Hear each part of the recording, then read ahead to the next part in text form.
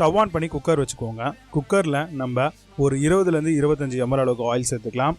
Oil நல்லா காஞ்சி வரும்பொழுது இப்போ நீங்கள் பார்க்கக்கூடிய இந்த மசாலா பிரியாணி ஸ்பைசஸ் எல்லாத்தையுமே வந்து ராவாக வந்து அதில் போட்டுக்கோங்க. போட்டுட்டு நல்லா பொரிஞ்சு வரும்போது 1 ஸ்பூன் அளவுக்கு சோம்பு சேர்த்துக்கோங்க. சேர்த்துட்டு எல்லாத்தையும் நல்லா வந்து வதங்க விடுங்க. இப்போ வெங்காயம் நீட்டு வாக்கில் நம்ம கட் பண்ணியிருக்கோம். இது வந்து பார்த்திங்கன்னா ஒரு 1/4 கிலோ அளவுக்கு நம்ம சேர்த்துருக்கோம். சேர்த்து அந்த எண்ணெயிலேயே நல்லா ப்ரௌன் ஆகிற வரைக்கும் வதக்கி விடலாம். நல்லா வந்து வதங்கணுங்க. அப்போ தான் வந்து உங்களுக்கு பிரியாணியோட டேஸ்ட் ரொம்பவே நல்லாயிருக்கும். இப்போ வதங்கிடுச்சு. இப்போது இதில் ஒரு 2 ஸ்பூன் அளவுக்கு இஞ்சி பூண்டு பேஸ்ட் வந்து சேர்த்து நல்லா மிக்ஸ் பண்ணி விட்டுருங்க. இப்போ எல்லாமே நல்லா கம்ப்ளீட்டாக வதங்கிடுச்சு. 3 பச்சை மிளகாய் சேர்த்துக்கோங்க. ஒரு கை நிறைய வந்து தக்காளி சேர்த்துக்கோங்க. அதாவது வெங்காயத்தை விட கொஞ்சம் ஒரு 50 அளவுக்கு கம்மி பண்ணிக்கோங்க. அதாவது 50 கிராம் அளவுக்கு.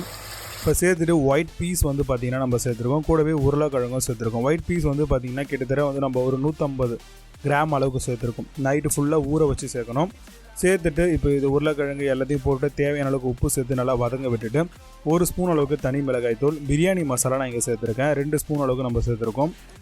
இதுதான் கம்ப்ளீட் ஃப்ளேவரே கொடுக்க போகுது. எல்லாத்தையும் நல்லா வந்து மிக்ஸ் பண்ணிக்கோங்க. இப்போ ஒரு கை நிறைய வந்து கொத்தமல்லி, புதினா ரெண்டுத்தையுமே வந்து சேர்த்துக்கோங்க. சேர்த்துட்டு நல்லா வந்து மிக்ஸ் பண்ணி கொடுங்க.